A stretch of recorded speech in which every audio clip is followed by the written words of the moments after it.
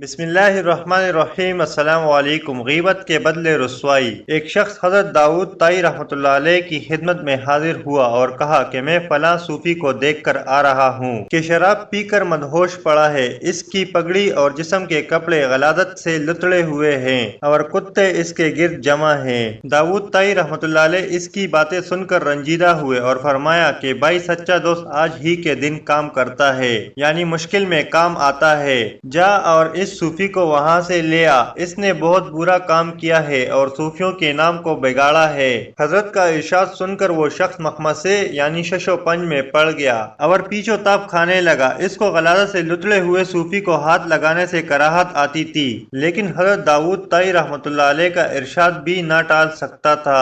آخر تو غوں و کرہا جا کر اس مدہوش صوفی کو کندھے پر لاد لیا۔ جب بازار سے گزرا تو سارا شہر اس پر امٹ پڑا۔ لوگ طرح طرح کے طعنے دیتے تھے۔ کوئی کہتا اس درویش کو دیکھو، اس کے تقویٰ، پارسائی اور دینداری کے کیا کہنے۔ کوئی کہتا کہ آج کے صوفیوں کو دیکھو کہ شراب پیتے ہوئے ایک مدہوش ہیں اور دوسرا نیم بے ہوش، یعنی کہ اس کو اٹھا کر لے جا رہا ہے۔ اف، یعنی افسوس ہے ان کی اوقات پر۔ غرض جتنے منہ اتنی باتیں۔ وہ شخص لوگوں کے طعنے سنتا تھا اور خون کے گھونٹ پیتا تھا۔ خدا خدا کر کے اس صوفی کی قیام گاہ پر پہنچا اور اسے وہاں چھوڑ کر خود لوگوں سے منہ چھپائے اپنے گھر گیا۔